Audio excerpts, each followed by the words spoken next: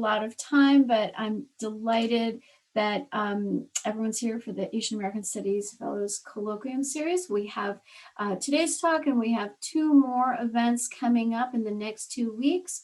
As some of you know, the talks have been focused on various disciplines and various topics of research, but they all come under the larger umbrella of the foreign body.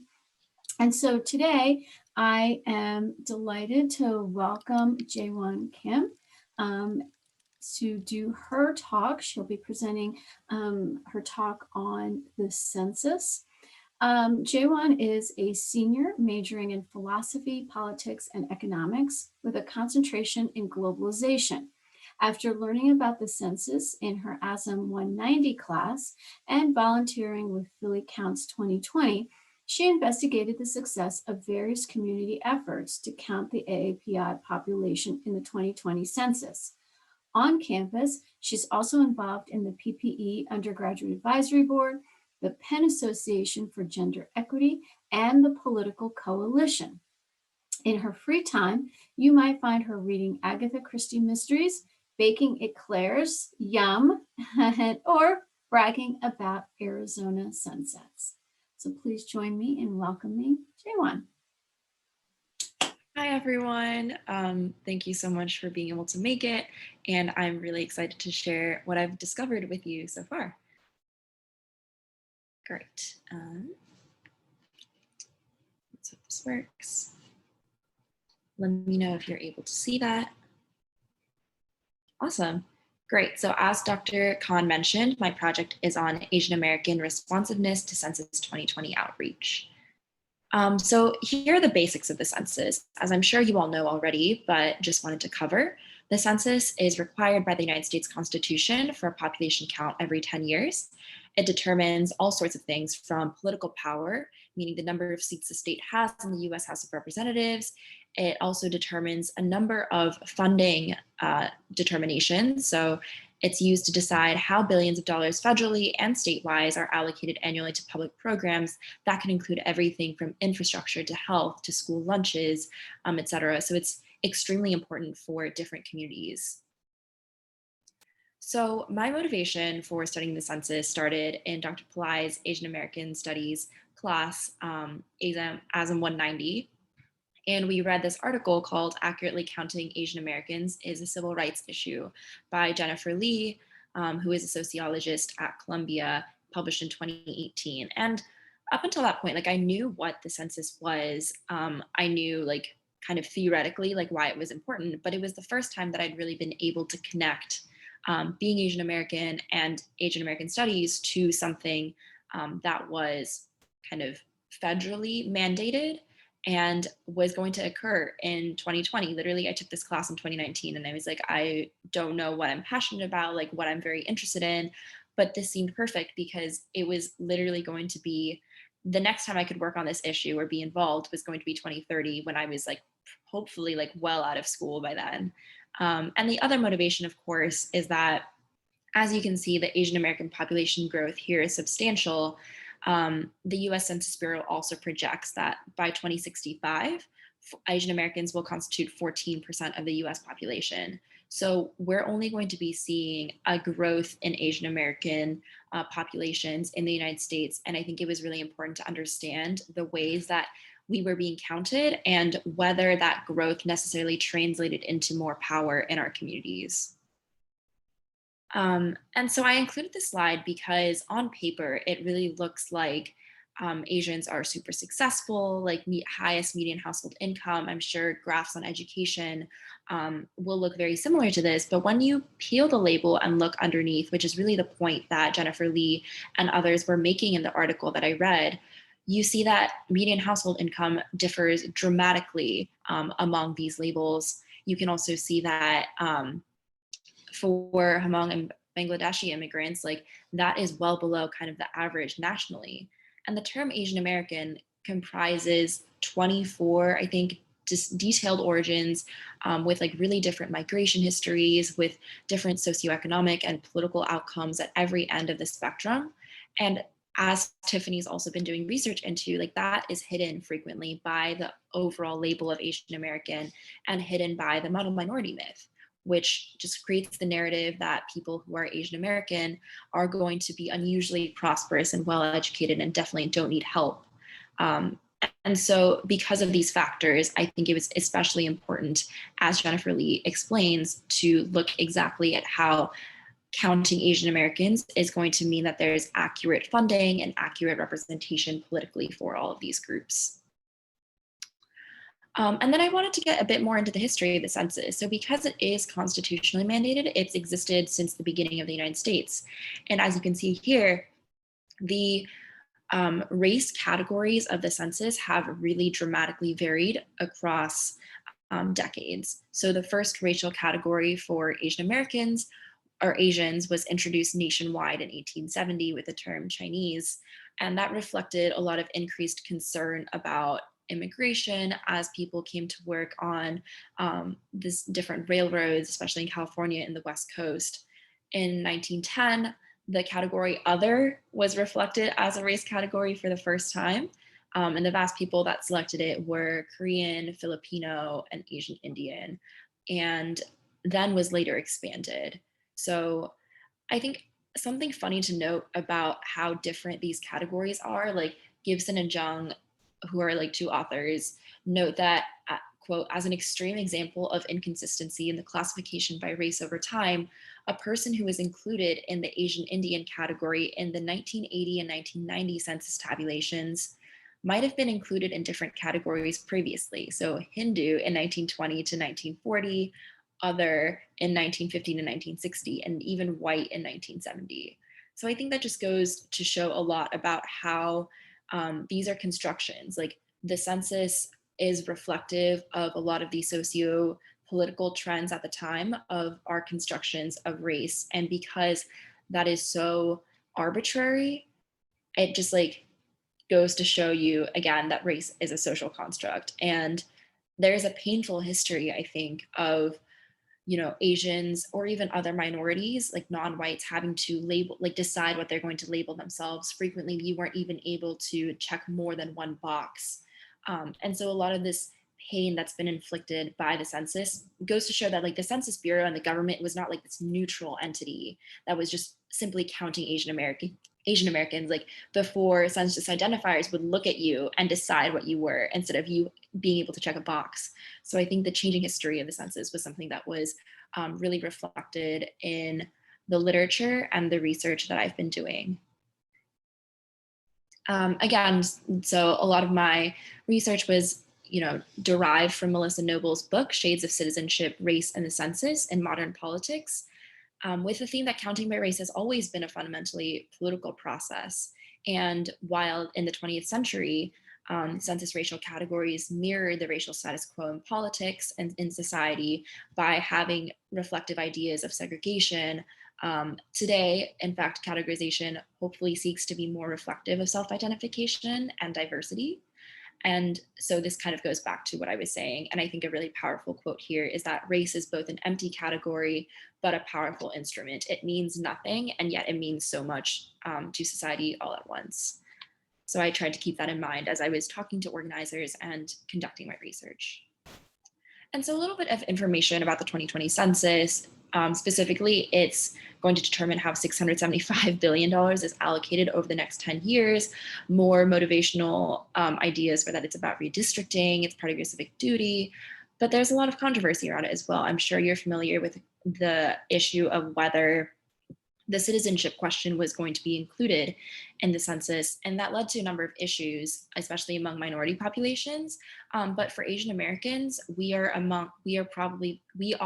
the group that is least likely to be familiar with and least likely to fill out the census, just due to a number of factors, whether it's because of the fear of the citizenship question, fear that the census answers will be used against you, but also because of the different national origins and languages I talked about before. Because the census is in a limited number of languages, that means that there's less access to really hard to count populations. And finally, when I was trying to kind of conceptualize what my project was going to look like, I thought about how recent scholarship has tried to address this issue. And so, what is the connection to academia? Like, other than race as a social construct, how have we been thinking about the census?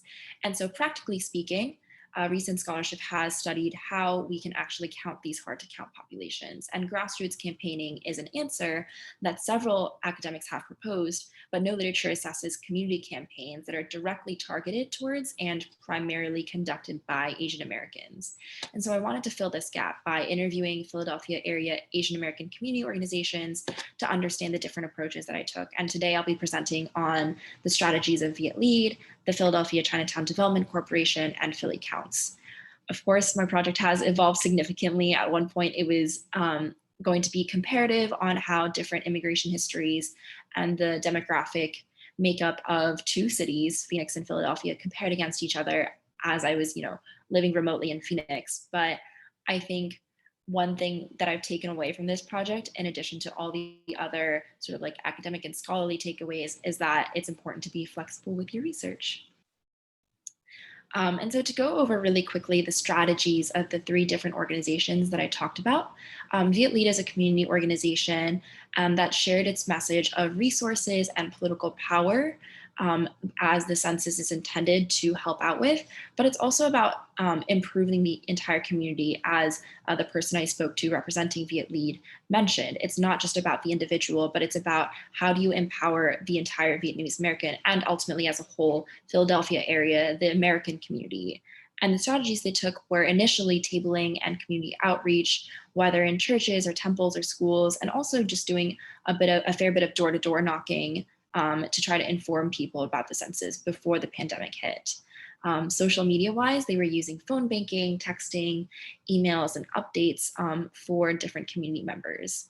And they had a really effective way of tracking that outreach. The Philadelphia Chinatown Development Corporation is really meant to preserve and advocate for the existence of Chinatown, and they, for that reason, shared a message to their target audience of economic aid and defending their existence. So with political representation comes the ability to decide really what happens to Philadelphia, to what happens to Chinatown, and what happens to businesses. And so their strategy, as they noted, was asking not only if you have been counted, so count us in, but also if you've asked others if they've been counted as well. So they were trying to rely on a lot of these interpersonal connections in the community. And social media wise, because I think it was primarily a Chinese audience, they mainly used WeChat, and notably like just no email, like nothing like that, because they said it was just what wasn't working for their community. And then Philly Counts is an initiative sponsored by the mayor and the city of Philadelphia, and by the city of Philadelphia, and it's intended to help out with the census count. And I spoke to Stephanie Sun, who I was volunteering with, who really led the effort to count AAPI populations in Philadelphia with this organization. And they had a message of, again, resources and political power, but also a lot of civic duty. And I think that makes sense because they are, after all, an organization that is government related, government sponsored, which is very different from the other two that I mentioned. And they were around only specifically for the purpose of the census, while Viet Lead and PCDC were trying to integrate the census into their overarching kind of missions and goals for the community. So Stephanie really emphasized that there were 4 phases for the census. It involved education. So they rolled out this program of census champions, which was training people to know more about the census, to know why it was important, and then go out into their communities and share why. It was also about the mobilization of volunteers, because at the end of the day, funding is very limited. So they were going to have to rely on people who would willingly volunteer their time and effort. But also there was funding available for community organizations that sometimes wasn't able to be accessed because people were having trouble filling out grant forms, understanding the language, like making time for it. So they really tried to step in and help grassroots organizations in that aspect. And then Stephanie herself tried to go to a number of different Asian American events, including banquets she mentioned, and then tried to roll out language access for more people across Philadelphia. So in the 3 interviews I conducted, I think a major theme that I came across was one of resources and community. So the representative from Viet Lead, this is a quote from her, and she said, 10 years, $21,000, that's the talking point of Philly Counts, the government organization. But a lot of people were actually quite skeptical. So we were trying to say that we're actually doing this because we want the community as a whole at large to get better. It might not benefit you directly, but it will make our community a lot stronger. And another theme that she emphasized was that a lot of people come to the US thinking that work is their identity and that's what makes them valuable to the community, and that's what they push back on, versus the Philadelphia Chinatown Development Corporation, who had similar and yet differing, like in nuanced ways, of motivations. So the first answer to why they were involved in census efforts was that our voice needs to be heard and we need to be counted. The smaller the numbers we have, the less resources our communities are able to get. And she, throughout the interview, kept relating that back to the message and narrative of businesses needing support from the community and direct funding from the government. And that would only, come about if we got an accurate count. So I don't want to like create differences where there aren't any or like compare unnecessarily, but I think it's interesting to think about how the narratives kind of differ even among community organizations. So PCDC leaned a lot more heavily into the narrative of economic resources, which makes a lot of sense given their organizational history of trying to defend existence of Chinatown. The census is a tool essentially for further economic development and helps the community directly, especially with the struggle of COVID-19.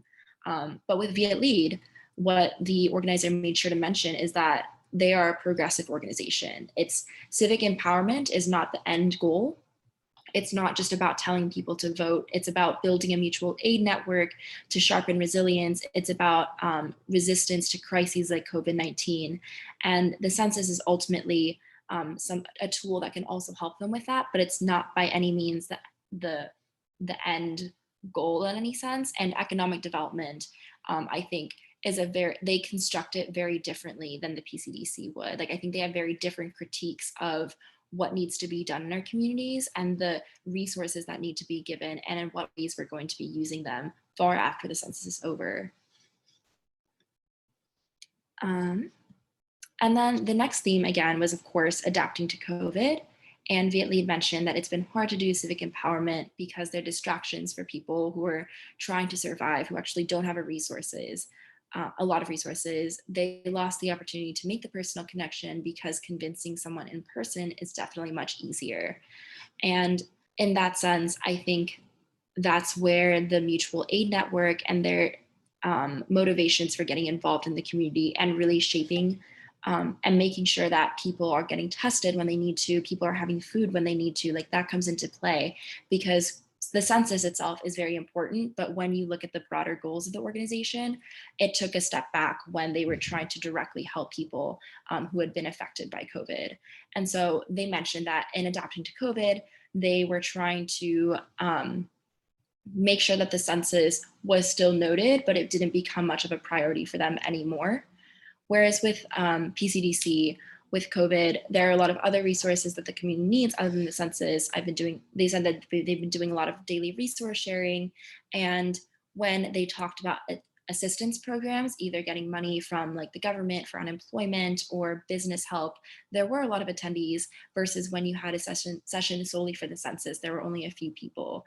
And so their strategy was to really tie in talks about the census with fears about economic development and showing them that in the same presentation, they would always include like 2 slides about why the census mattered. And then they would also reach out to seniors who didn't use technology or social media. I think that was especially hard, but they did try to do as much in person safely as they could, because they mentioned that they had WeChat, but a lot of seniors are struggling because even when you gave them instructions on like how to open an email or like how to fill out the census form online, that posed a lot of difficulties for them. So they partnered with a lot of like senior resource centers. And so some takeaways that I've had so far that I've mentioned, that I've tried to emphasize before, is that there's a multiplicity within Asian American community organizations that complicates pan-ethnic identity.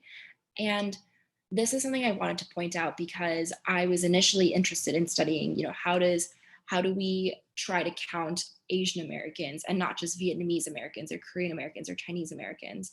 And I had hoped to speak to Asian Americans United kind of about this, and that didn't work out.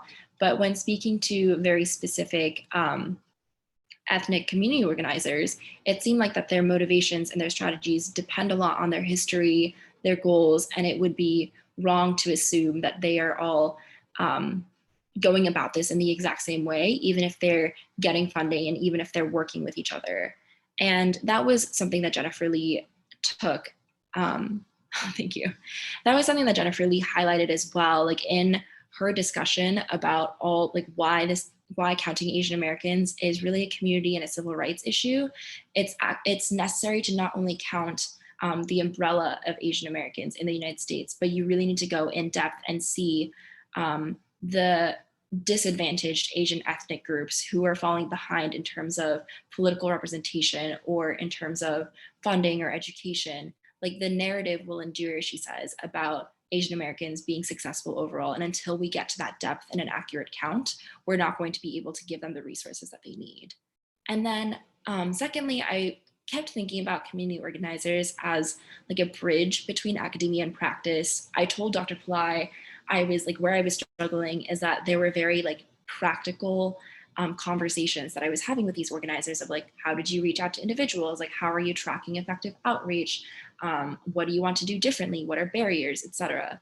And then but like, where does the academia and where do the ideas of race as a social construct, where do the ideas of the model minority myth come into play? Like, because these organizers aren't necessarily going to be talking to their constituents about that exactly.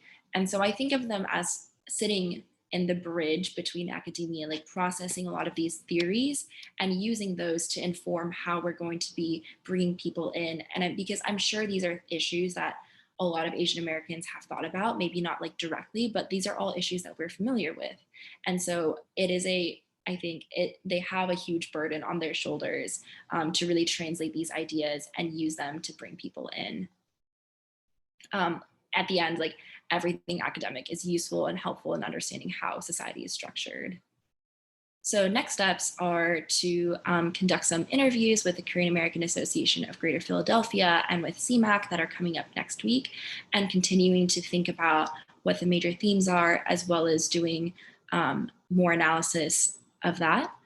I would like to connect my work so far into the literature on the role of community organizers, not just within like the Asian American community, but also possibly if there's, different thoughts and writings about community organizers in like the Latinx community or like Black communities. I think that would be interesting comparatively, because I don't know how much literature there has been necessarily on like Asian American community organizations and the census directly. But any theory would be super helpful to situate my work in. And then finally, I had intended to do some data analysis of surveys that I was going to send out, but actually like a lot of these community organizations are conducting these surveys themselves. And so I think it would be really interesting to wait to see when census results come out, what effect we've had on the population, and then do a bit of analysis on the responses that these community organizations got, as well as reading through the reports that they're going to have to produce for the public or for the organizations that they're committed to. So yeah, like that has been my research so far. I'm like, thank you for listening to all of that. I'm very grateful more than anything. And I would, like to take a moment to express how grateful that I am that these organizers made the time to speak with me. Like their time is so, so valuable. And especially in the middle of a pandemic, in the middle of election season, that's crazy. It was incredible to see how much passion they clearly have for their communities and what the census means to them, and that they were willing to share their work with us. So yeah.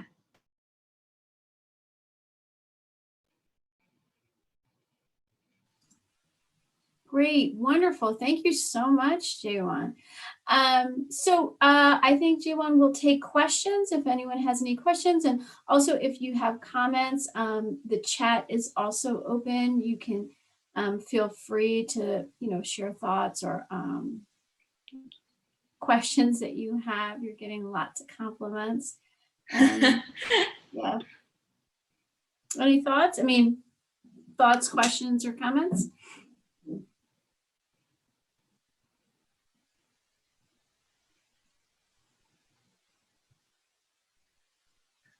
Hi, I guess I'm just wondering, like, what you think younger people can do to encourage participation from like older members or like family members and stuff. Yeah, I Great think that was presentation. Thanks for doing that. Thank you. I think it's also very interesting because that was something else highlighted by the community organizations themselves. Like the representative from Viet Lee had mentioned that they work a lot actually with 1.5 second generation volunteers and communities very much. Oh, can you hear me? Yeah, we just lost you for one quick split second, but it's okay. While the representative from PCDC highlighted that they were very much working with like first generation and maybe older immigrants. So I think there's an interesting different target audience possibly. But the shared theme, even with speaking to Stephanie about the work that Philly Counts is doing, first, like this is like very basic, but international students count in the census as well. And that message was missed quite often.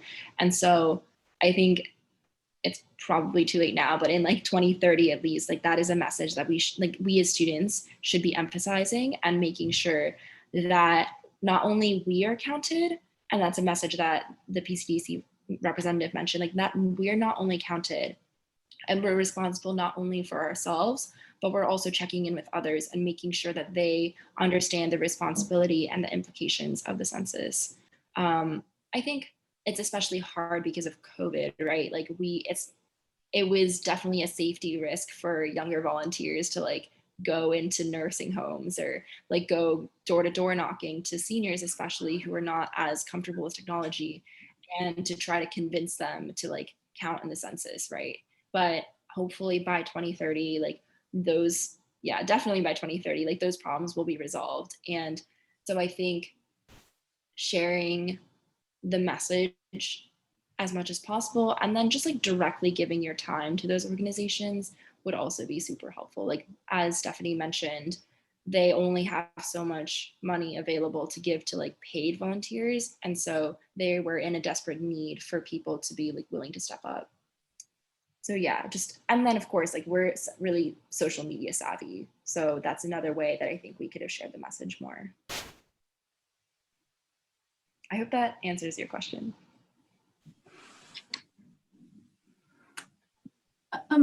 If I can, I wanted to ask a question too, and maybe this speaks a little bit to Amanpreet's question.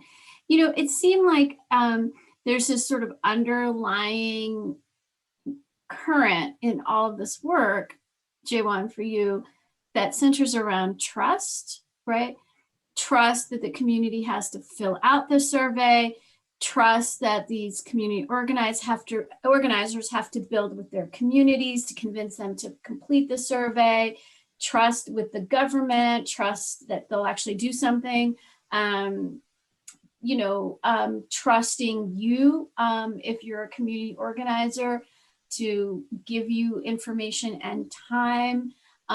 So I wonder, and also trust to get the accurate count, right? So I wonder if you could speak to that question, because I'm sure that was a hurdle for you at many times during this research. Yeah, I mean, all of those dimensions that you mentioned like came up because there was a level of trust that I had to build, maybe like over a long period of time, like maybe not necessarily as much for like other organizations, for me to like gain access to the organizers' time and for them to trust that I would use this information responsibly, and that our responses would remain, like the recordings would remain confidential, et cetera. So like that process of going through the IRB to like, I'm grateful for, because that added an extra level of like credibility to me. Like the introductions that you helped me make, my prior experience in working with Stephanie was a reason I'm sure she was willing to like speak to me. And so the trust building process was a really big thing, and something I've talked to Dr. Pillai about, as she's done a lot of like qualitative interview research as well. I think another question that I haven't gotten to explore much yet, but I'm very interested in, is like trust between the Census Bureau and the government and these community organizations, because Philly Counts like is inherently part of the government. and is supported by the government. So like there's no reason why they wouldn't trust them. But like Via Lead and other maybe more like progressive community organizations that I will interview in the future have like a very like rocky relationship, right? Like because, and I don't know if like rocky is the right way to say it, but I think it's a recognition that they can get funding from Philly Counts too, but like they are not afraid to challenge the government quite often, and they're quite often at like odds with each other in terms of goals. And so a major question was, given the history of the census and how painful it has been for a lot of Asian Americans over time, why would community organizers or community organizations be willing to partake in something that is government mandated and something that has been so problematic over time? And that's not a question that I wanted to ask in like the first round of talking to people. And it was more just about like, how does it relate to like the broader goals of your organization? But I think there might be a conflict there that, you know, organizations are wrestling with, and that requires a certain degree of trust that, yeah, like answers will not be used against you, that if we are accurately counted, that will actually result in political change and resources for the community. And then finally, of course, as the representative from Via Lead mentioned, there has to be trust between people and the community organizations. Like, because COVID hit and because you weren't able to have face-to-face interactions as often, which is a critical step of building trust, it was much harder to like reach people and convince them that you were going to have their best interests in mind. So yeah, at every single dimension, I think trust was involved. The question of how you build it. Yeah, I think there also had to be trust between the different community organizations themselves, because they talked a lot about like collaboration and how they were going to work together to not only take care of like their respective like target audiences like in ethnic groups, but also how they were going to have the interests of the greater AAPI community in Philadelphia in mind. And you know, some of these networks I think have been established and built over the past few years, which is why collaboration was able to occur. But in some cases, like with Philly Counts, they were like literally established last year, and it was solely for the 2020 census. So I have so much respect for the work that Stephanie does in establishing trust. Like, she would mention that she was the only person on this 20-person team dedicated to AAPI counting and the population. And so she would meet with so many like business leaders, like she would go to so many banquets, like she would just spend hours and hours trying to develop a connection there so that they would actually invite her to speak, or to invite her to like, I don't know, go to banquets and things and like present on her issues and like give her the time and even donate money when necessary. So yeah. Well, I mean, this is just an aside, but I think Philly Counts is very smart in hiring her because she was very well known in the community prior to that work, right? Yeah.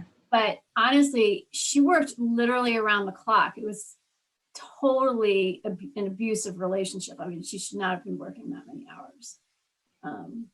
But she's actually lovely, so she did. Yeah.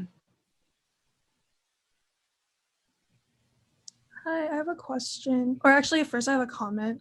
So Josie and I were on the field team for Viet Lead's census like outreach. And so like from the door knocking to the text banking to the calling, I remember that, and I just remembered that it happened this year, and I was like, wow, that feels like so many years ago.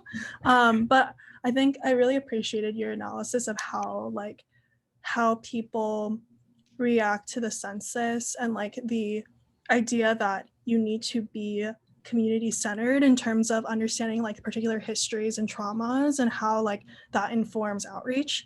And I think like a really great example of this was that one time one of the people we were working with was calling someone, and he used particular vocabulary in Vietnamese to talk about the census, and he got yelled at because that vocabulary was very similar to vocabulary that like the government, like the communist government, this was someone who was anti-communist, the communist government had used during the war to talk about like counting and population and things. So he got yelled at over the phone by an elder. And after that, we like realized we had to change our script. And so it was really interesting to see how like the Vietnamese language even has changed with like the change in government and how like our organization has had to adapt with that. Because also if you were to use the newer language that was more sensitive to elders with like a younger generation, they wouldn't know the phrase because it's not used commonly anymore. So yeah, I just had that comment, but I was wondering if you could talk more about how these organizations are theorizing and applying their theory to their practice, and just sort of like, were you able to talk to them about like the process with which they do that, or like sort of their values in sort of like how they like come across, how they establish their values and how they implement them? Yeah, that's a really interesting question. And I will like admit that I think at the beginning when I was like writing what questions I wanted to interview the community organizations about, it was very like practical. It was very much like, okay, what are their strategies? Like, what are the barriers to their strategies? And because I'm also going to be surveying Asian Americans, like, let's see how well these strategies worked. And so it's not something I like directly asked them, but I think you can, a lot of the organizers were like perceptive enough to include kind of like what their values were. And I think this was especially true of Viet Lead. Like, we didn't get very much into like how the strategy itself was developed, but we did talk about like the basis for which the strategy was formed. And a lot of that because it was about, you know, it's not just about like civic empowerment, and it's about removing the identifier and like the value around like an individual as a worker, and more about like how you can be more involved in your community. And I think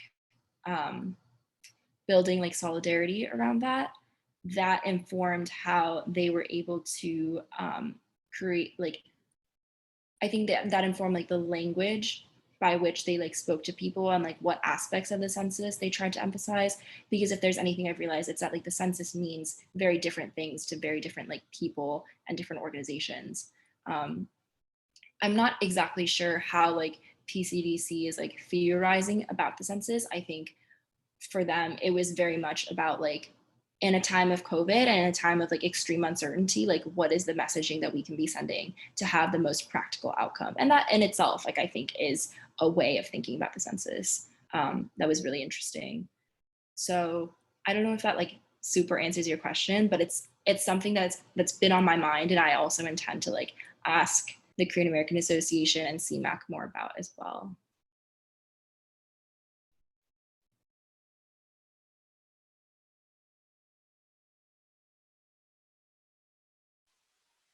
I want to welcome Dr. Pillai. Thank you for joining us. Sorry for being late, Jaywon, but I'm sure it was a great presentation. I said all my good words already. my words are used up.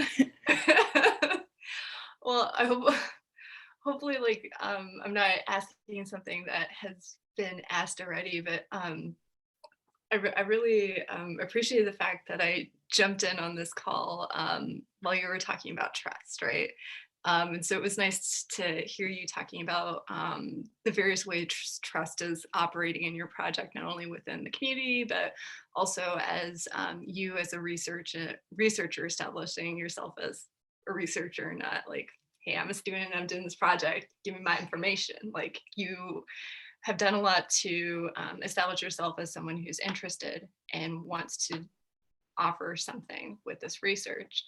And now that you're getting, you know, in this process of like analysis and reporting back, are you thinking about trust in a different way in terms of how you're analyzing and how you might report back, and how your relationship as a researcher would impact the way that you're approaching that?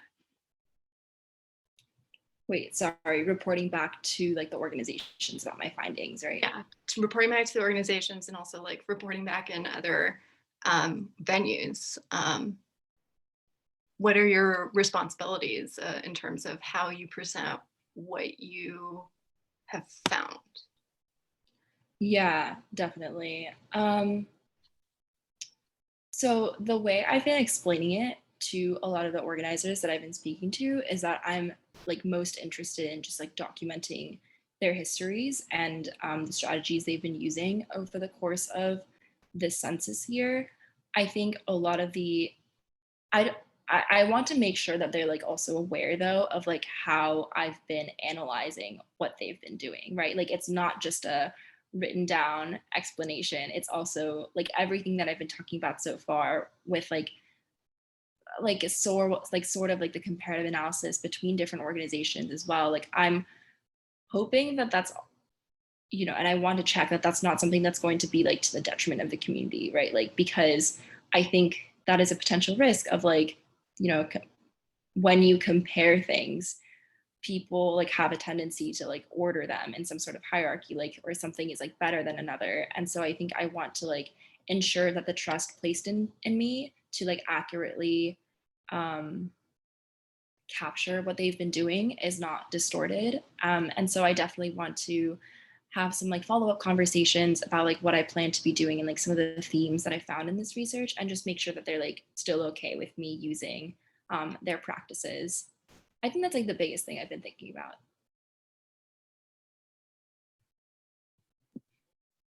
Thanks. Yeah, thank you.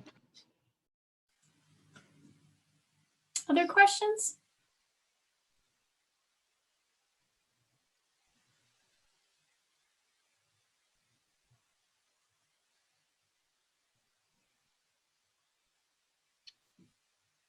Comments? Yeah. Oh, sorry. I guess a quick question.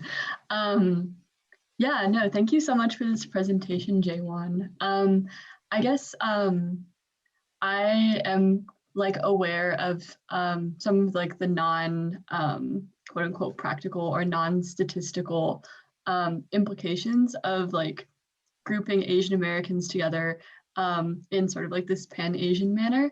But I was wondering, like beyond the census, particularly for the work that you're interested in doing, or like, I guess in the realm of public service, what are some of the other implications of, yeah, I guess not having like this detailed statistical knowledge? Yeah, that's a really good question.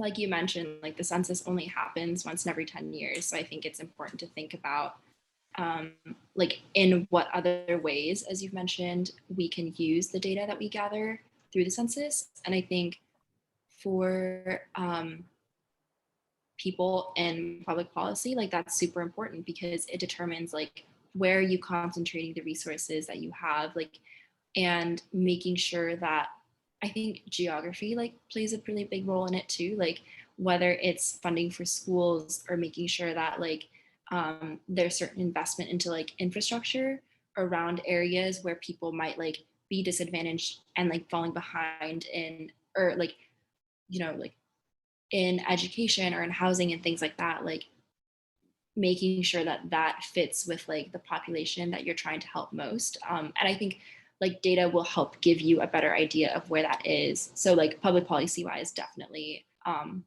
then I've also mentioned politically, like accurate representation matters. Business wise, like I think a lot of businesses use the information that they get to determine like where they're going to be opening up or like making investments. And right, like I think part of that like is sounds good on paper, but also when you think about it, like our businesses like in the structure that we have really like incentivized to go and build where there are like poor or like less educated people, like very questionable as to like how true that is. And so I think there is definitely a role for public policy to play. I think in terms of like health outcomes, also very similar. I think you can probably correlate a lot of research and like findings on the quality of like building materials and like school materials, the quality of like water and sanitation to a lot of where these people are. So that's another area that I think this information could come in handy. I think and I'm trying to like remember your original question, like of like grouping Asian Americans as well. I think the other time that you think about grouping Asian Americans a lot is like in terms of like college admissions. So I'm not sure exactly like how that would come into play, but I think that's like another area of application you could look into. I don't know, like, are there any that you were also thinking of, just so I can like be on the same page as you? Oh no, this is super helpful. I was thinking mostly in terms of like, I don't know. So for example, there's an Asian American um, literary arts organization called the Cooneyman Foundation, which supports not only like East Asian and South Asian American writers, but also West Asian American writers, which is like, it's a very broad base of people to be supporting, particularly when other organizations that do have like a similar function don't have as many people that they then have to like figure out programming for, and like those people also like might have more things in common. So yeah, I don't know. I was thinking more specifically with my work, not necessarily not having real world implications, but not necessarily having like those impact that like say government benefits, for example, would have. But yeah, thank you. That was really helpful insight. Yeah, and like to that point, I think something else that I've been thinking about again, right, like, is that academia like isn't useless. Like these community organizers like are serving as a bridge, because academia can like help inform and help us process exactly like what's going on in the world, and then use that information to like apply it into practice. And so like maybe your work has like less tangible benefits and like government benefits do, but I still think it's like so important in understanding like why the Asian American has been like otherized, how they still continue to be like in media portrayals, in narratives, even by the government, and like their use of the word alien continuously by like politicians. So yeah, like I think I appreciate like your work probably just as much as, you know, you appreciate mine.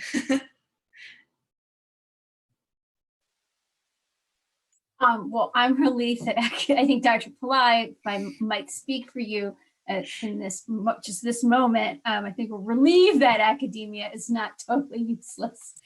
I have purpose again. Thank you. Because that was a lot of years getting this degree. But I just wanted to make two quick comments. One was, were you not able to connect with AAU, Asians Americans United? Yeah, their response was that they were just going to be like swamped with election stuff. So okay, yeah. Okay, all right. Then the other thing I think is intriguing, and maybe, you know, at some point down the road, if you continue to do this work, two things to think about. I think your idea of connecting with other communities like the Latinx community and their work around census might be rewarding for you, right? It might add additional perspective. And you know, if you want to reach out to some, you know, local community organizations that, I mean, I know of two in particular that have been doing a lot of work around the census that I can connect you with, because I think, you know, maybe not right now, but I think if this is something that you pursue later, there's certainly so much area of growth for you in this project that, you know, you could take a chunk of it and apply it in one particular lens.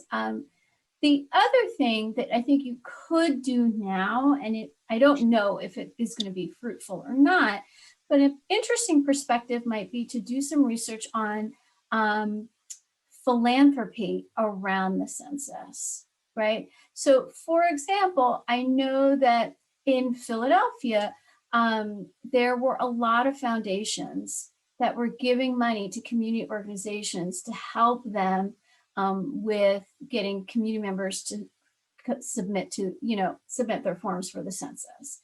And so that might just give you an additional lens around what were funders in Philadelphia thinking, you know, what communities were they assisting, where was some of this money going? So the philanthropy piece, I think, is going to be informative to not just holistically, but specifically for Philadelphia. I think it will give you some additional material to think through. Yeah, absolutely. Thank you. And one of those sites that you can just Google is, and see if they have some information, I think they do, is the Philanthropy Network. See what, I don't know, it's just a good place to start, and then I can think of more ideas, but I know that some foundations gave out money Awesome. for census. Yeah, I'm excited to look into it. Any last thoughts? Comments? I had one more question. Sure. I know that your project originally was going to be both Philly and Arizona. So if that, like, I was wondering if you were able to do any research that maybe looked into the role of Asian Americans in Philly in terms of the census, because Philly is like an historically undercounted city. So what, like, were you able to, did anyone talk about the role, not just the stakes of the Asian American community itself in the census, but like the role of Asian Americans in Philadelphia in the census, if that makes sense? Wait, so if I'm understanding correctly, like the fact that like Asian Americans are the ones taking the lead on counting themselves. Yeah, or I just think like Philadelphia is like, the city is like a predominantly Black city and it's underfunded. So like what role do Asian Americans specifically play in that, like in the greater Philadelphia community in terms of the census? Oh, that's super interesting. I haven't really looked into it. Like I haven't asked because I think I was mostly just concerned about like the impact that Asian Americans were having like in their own community. And I think this kind of goes back to Dr. Khan's suggestion about like connecting possibly with like Latinx community organizers or like Black community organizers to see if there has been any role. I do know there was definitely like collaboration. Like Stephanie has talked about working with, I think like certain communities to get them to like write grants for funding, and like that, like the language barriers that they face is like similar, kind of different, but like still similar in some ways to the ones that Asian American community organizations face. But I think it would be so interesting to like look into that question.